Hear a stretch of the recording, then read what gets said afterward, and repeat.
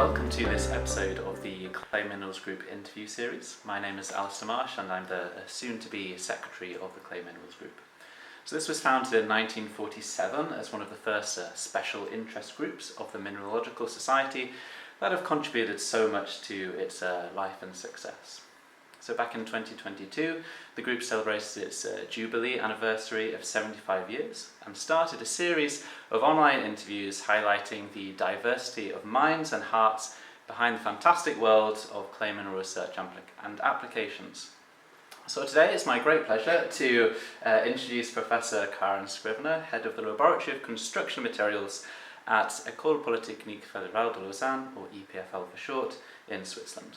So her academic roots are in material science, studying natural sciences at the University of Cambridge and then completing a PhD thesis on the development of microstructure during the hydration of Portland cement at Imperial College London. From 1995 she worked for the Central Research Laboratory of Lafarge, now Holcim, in Lyon, and since 2003 has been professor at EPFL. In 2014 she was elected as a Fellow of the Royal Academy of Engineering alongside numerous other nice titles and honorifics, and this year was appointed by the United Nations as part of the 10-member group to promote science, technology and innovation for the Sustainable Development Goals. She is one of the world's leading researchers in cementitious materials and is probably most well known for the innovation of limestone calcined clay cements, or LC3 for short. So perhaps this is a good place to start. Can you briefly explain what is LC3 for the non-specialist? Okay, so the idea of LC3 is that you replace 50%, or you can do even more, of what's called the clinker. Clinker is the precursor to cement, and it's the part that's really responsible for all the CO2. So if you can replace this with other materials, this is already done with things like slag or fly ash, but these are in quite short supply. So the idea of clays is they're very abundant, and when they're calcined, become very reactive materials. So LC3 is the combination of limestone, calcined clay, and ordinary Portland cement clinker. Great.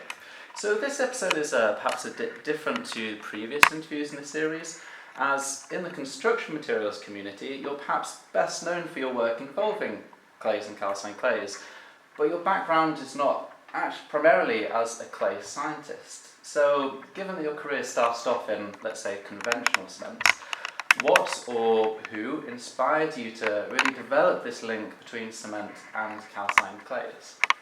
Well, that's very easy to answer, because basically it was a visit of Professor Martirena from Cuba, who came to visit me in about 2003 and kind of said, well, look, we want to work on blended cements.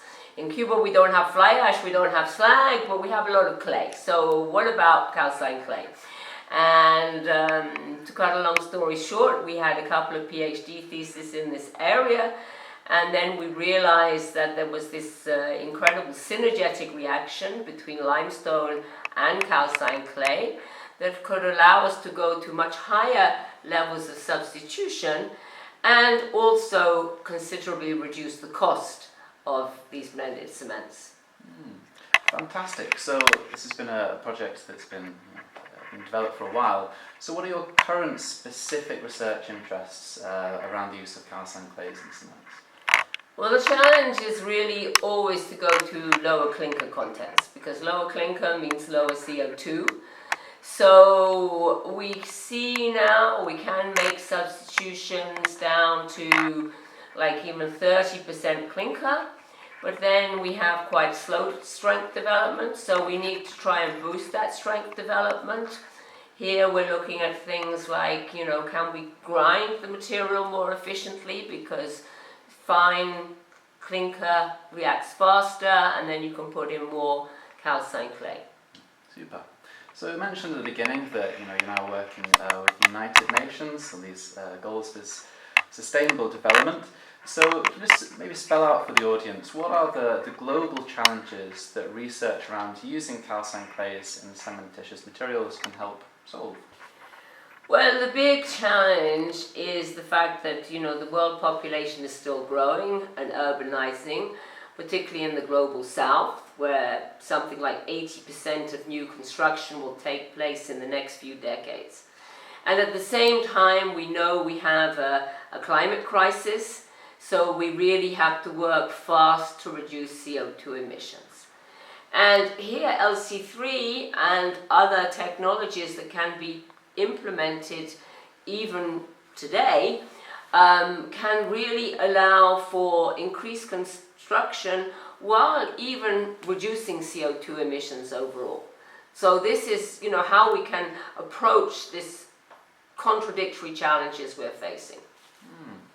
So I'm aware that in the last few years, there's been a lot of interest from cement companies in using more calcined clays in LC3 and construction of kilns to produce calcined clay. So given this positive progress, what are the current big questions that still need to be answered? Well, let's face it, this is a big industry dependent on high volumes, low margins. People don't like to change, so there's a lot of inertia. And here we have to show a lot of persistence in convincing people. But then we also, people are not going to do something just because of CO2. But the nice thing about calcined clays is we can also demonstrate that this can be more economic to produce. So when you come to companies and you say, well, you can save money, but you can also save CO2, then they will take it up. Fantastic. So one of the nice things about this series is that beyond the immediate science, we can learn about people's experiences. So let's start with, what is the proudest moment or the greatest satisfaction of your researching career so far? Well, I've had great satisfaction in being able to, solve scientific problems like the formulation of LC3, seeing how well this idea worked out. But also, it's great to have some recognition for this. I think probably my proudest moment was being inducted as a fellow of the Royal Society of Engineering in the UK. We had a very nice ceremony with Prince Philip and Princess Anne there, so that was a very proud moment. Excellent. And for balance, which work perhaps failed to produce the results that were hoped for? Well, I think, you have a lot of failures. I always say that if you really want to solve a difficult issue, it really takes about 3 PhD projects to get to the answer. That does mean the first 2 can be sort of, coming to a bit of a dead end. So at the minute we've been looking at how we can increase clinker reactivity. We had these very promising results with zinc, but then when we put it into a real process, then unfortunately the zinc doesn't go in the right places. So we're now trying to work on solutions to that, but there are many failures. Okay, it's reassuring to hear. So with that long view of what's worked really well and been satisfying and what's been more challenging, what advice would you give to students, early career researchers at the beginning of their career, or perhaps your 20-year-old self? Well, I think, keep going. I quite deliberately chose not to go into an area that was fashionable and hyped, because I really thought even at the time, well, I'm here for the long game. And I did spend the first couple of decades of my career, people sort of saying, what the heck are you working on cement for? We know everything about that. And now with the challenge of global warming, then that comes into its own. So I think, follow your own path. Don't be too put off by what's trendy, because you have much more chance to make an impact if you choose something less well worked on. Very reassuring words to hear. So a couple of fun ones to finish with. So who out of your own personal scientific heroes or heroines would you want to interview, and why? Well, that's very complicated. I kind of, I think when I was very young, I had really had Isaac Newton as my hero, and then when I started to find out about him, I found he was a kind of a bit of a weird person into alchemy and all kind of things like that. So I think that kind of put me off heroizing people after that. A very fair response. You should never meet your heroes, right? Yeah. And outside of work, when you're not working on cements or calcined clays, what do you enjoy doing?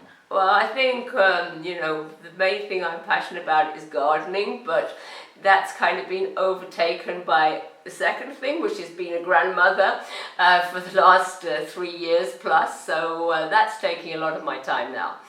Excellent. And lastly, very predictable question: what is your favourite clay mineral and why?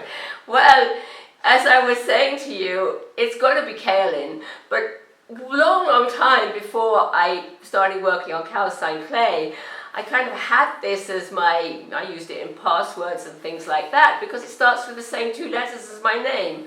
So I think that was just an omen. The kaolin was going to play a big role in my life.